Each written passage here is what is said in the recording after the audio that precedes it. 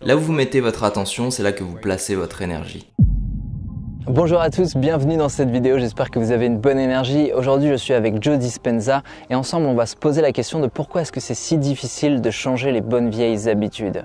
On va voir que finalement c'est peut-être en agissant sur le corps qu'on va pouvoir faire quelque chose et ensemble on va parler un petit peu d'activité cérébrale. Je vous ai prévu une petite parenthèse neuroscientifique très simple pour que tout le monde puisse comprendre et enfin on parlera de cohérence. Je vous laisse visionner le début de cette vidéo et nous on se retrouve dans quelques instants pour plus de précision. Faire attention, c'est être présent. Et c'est une compétence comme le golf ou le tennis, plus vous pratiquez, plus vous serez bon. Dans la vie, vous reconnaissez lorsqu'une personne est présente avec vous, parce que cette personne vous donne de l'attention. Et vous savez lorsqu'une personne n'est pas présente avec vous, puisqu'elle ne vous accorde pas cette attention. Alors quelle est la pertinence de ce propos? Il y a une intelligence qui vous fait vivre et qui est toujours présente. Et beaucoup de gens ne prennent pas le temps de se relier à elle, en y étant présent. Là où vous mettez votre attention, c'est là que vous placez votre énergie.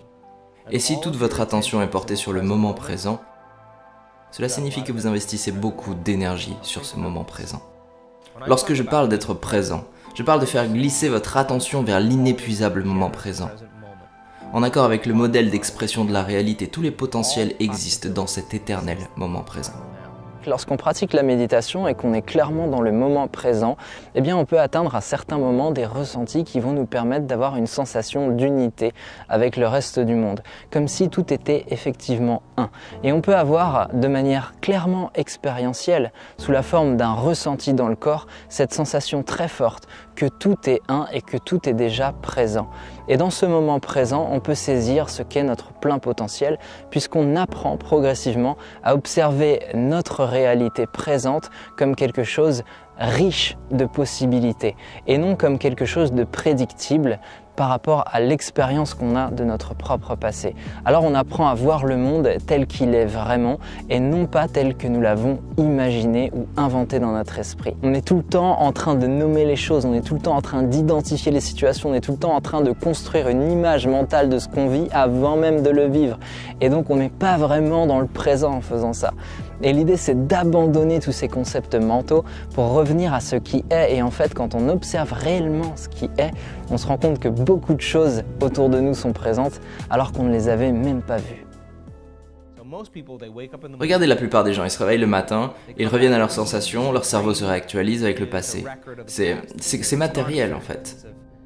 C'est un circuit constitué de ce que vous avez appris de toutes vos expériences jusqu'à maintenant. Lorsque les gens se lèvent le matin, ils pensent à leurs problèmes, que ces problèmes sont liés à certaines personnes, certaines choses, certains moments, certains lieux. Dès l'instant où ils commencent à se projeter ainsi, ils activent les circuits du passé qui contiennent tous ces souvenirs. Tous ces souvenirs sont connectés à des émotions, parce que les émotions sont les produits finis des expériences passées. Alors ces problèmes sont imprégnés d'un sentiment de dégoût, de frustration, de colère, de jugement, de haine. Et comme l'état de vos pensées et de vos ressentis produisent l'état dans lequel vous êtes, que les pensées sont le langage du cerveau et que les ressentis sont le langage du corps, l'entièreté de l'état de conscience de ces personnes est un passé familier. Et lorsque vous êtes dans un passé familier, vous créez un futur prédictible. Alors que se passe-t-il ensuite ? Ils reviennent à leur sens, ils s'assoient, consultent leur téléphone, ils vont sur WhatsApp, ils vont sur Twitter, sur Facebook, ils prennent une photo de leurs pieds, la postent sur Facebook, ils tweetent quelque chose, ils vont lire un mail, puis un autre, ils écoutent les infos. Et maintenant leur cerveau est relié à tout ce qu'ils connaissent déjà de leur existence. Ils se lèvent et reproduisent une série d'habitudes.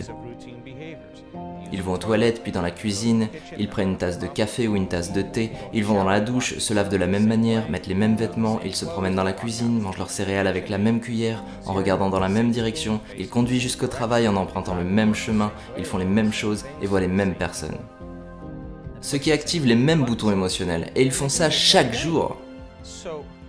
Alors il est normal que le corps soit programmé vers un futur prédictible. Basé sur ce qu'ils ont fait dans le passé, ils ont remplacé leur libre arbitre par un programme. Alors si vous ne vous levez pas le matin en étant défini par une vision pour votre futur, alors toute votre vie sera prévisible et vous resterez derrière vos vieux souvenirs passés. Comme je l'ai dit, plus l'émotion liée au problème que vous avez avec une personne est forte, plus vous allez porter votre attention dessus. Et là où vous mettez votre attention, c'est là où vous mettez votre énergie. Toute votre énergie et votre attention est en train de partir en direction de ces différentes personnes, de ces différents problèmes et de ces différents lieux. Et maintenant, tous ces gens et tous ces problèmes ont leurs chemins neuronaux dans votre cerveau.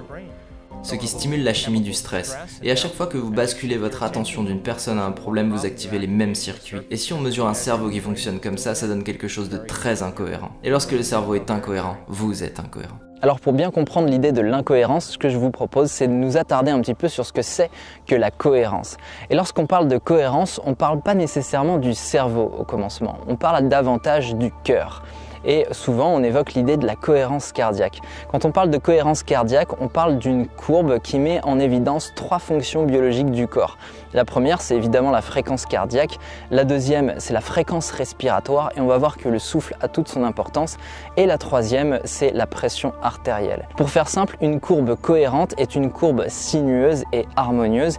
Et une courbe incohérente est une courbe qui est plutôt chaotique et irrégulière.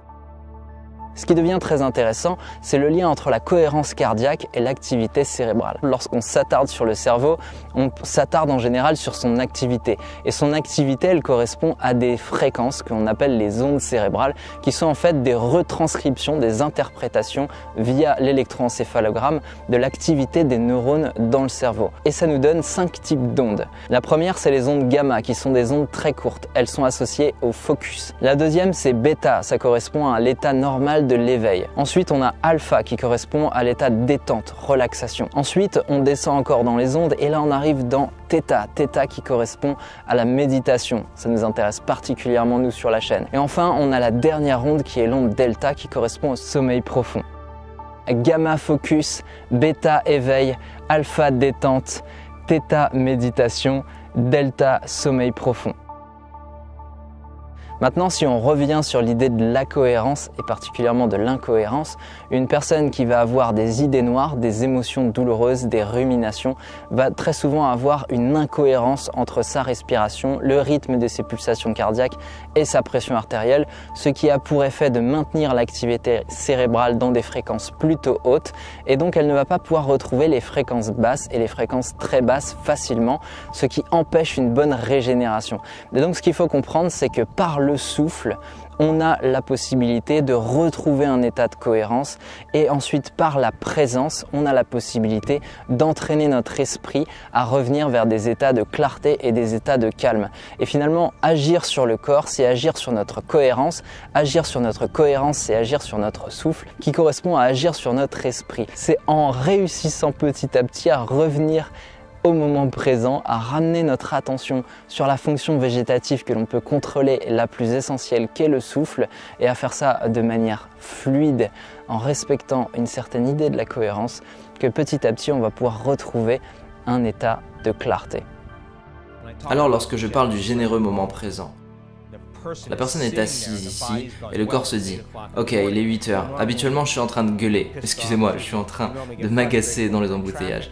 Et je suis en train de me programmer maintenant. Bien, tu n'es pas dans le trafic. Tu es assis, les yeux fermés. Le corps va bien, juste un peu irrité. Et vous faites en sorte que la personne qui vit ça soit réellement attentive à ce qu'elle vit. Ce sentiment d'irritation est une pulsion du corps liée à cette émotion addictive. Alors il faut ramener le corps vers le moment présent pour retrouver de nouvelles possibilités. À chaque fois que vous faites ça, vous reconditionnez votre corps vers un nouvel état d'esprit et vous supprimez l'ancien. Vous êtes aux commandes et maintenant votre volonté sera meilleure que la programmation. Alors le corps se dira, bien, il est 11 heures. Normalement, tu consultes tes mails, juge toutes les personnes qui t'envoient un email. Et maintenant, vous êtes assis, le corps observe, le juge. Et soudainement, vous avez une image de votre ex, ou de votre collègue, ou autre. Puis vous réalisez que vos émotions sont liées à eux.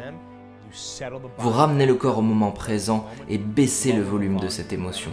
Et lorsque vous faites ça, vous enlevez votre attention de ces personnes ou de ces choses. Maintenant, vous cassez le lien énergétique avec ces personnes et ces choses de votre vie. Alors peu à peu, vous vous réappropriez votre énergie. Et c'est cette énergie qui est capable de soigner. Cette énergie peut vous permettre de concevoir une nouvelle destinée. Mais lorsque cette énergie vous revient, elle est chaotique. Alors vous devez vivre une perturbation interne et continuer de travailler avec le corps. Et il vient un moment, le corps est un animal, vous savez, c'est comme entraîner un animal. Tôt ou tard, il va se rendre à l'esprit. Et lorsque cela arrive, il y a une libération d'énergie. Et la personne qui vit ça ne veut plus penser à son futur prévisible, et le passé familier ne se réveille plus. Ils ne veulent pas aller dans la salle de bain ou manger quoi que ce soit, ils sont si bien dans le moment présent. Ils se sont libérés eux-mêmes de leurs chaînes et de leurs pensées limitantes. Et l'effet secondaire de ça s'appelle la joie. La joie est l'absence de ses habitudes et de ses émotions conditionnées.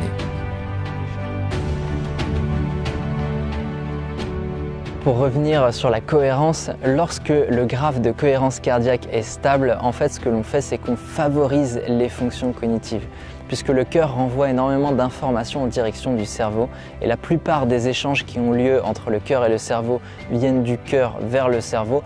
Donc si le cœur est en cohérence, en fait toutes les fonctions cognitives vont être optimisées. C'est pour ça que l'on parle d'état de présence dans l'immobilité qui parfois entraîne le cerveau jusqu'à des fréquences d'ondes gamma de super focus. On a observé chez des moines qui étaient très concentrés dans un état de awareness ou de mindfulness qu'ils avaient une aptitude à avoir une pleine ouverture, comme une sorte de ultra concentration sur toutes les choses qui sont autour d'eux. Tous les hémisphères du cerveau semblent être en parfaite cohérence. Une harmonie cérébrale très impressionnante est observable à ce moment-là et c'est ce qu'on appelle l'état de présence. Donc l'idée c'est de comprendre que quelqu'un de cohérent arrive à rentrer dans un état de présence et qu'en rentrant dans un état de présence, on arrive à débloquer un plein potentiel parce qu'on arrive à débloquer une nouvelle vision du présent, une vision qui n'est pas limitée à nos concepts, à notre façon d'interpréter le monde, mais plutôt à notre façon d'être présent au monde. J'espère que dans cette vidéo vous avez compris des choses. J'ai essayé d'aller un petit peu plus en détail que d'habitude. Je pense qu'il y a beaucoup de vidéos qui abordent le sujet mais c'est pas forcément toujours clair. Moi j'ai essayé de partager avec vous quelque chose d'un peu plus juste. J'espère que j'ai réussi à le faire. N'hésitez pas à laisser un like, à laisser un commentaire si vous pensez qu'il est bon de revenir sur certains aspects. Et enfin, si vous voulez continuer à en apprendre sur le cerveau, la méditation, la psyché humaine et mieux comprendre vos mécanismes intérieurs, abonnez-vous au mail. Je vous envoie 1 à 3 mails par semaine et vous allez recevoir des conseils qui sont cohérents avec ce que je partage avec vous sur la chaîne. Merci d'avoir regardé cette vidéo en entier. Comme d'habitude, tu fais partie des 30% de personnes qui regardent les vidéos en entier et ça, c'est plutôt cool.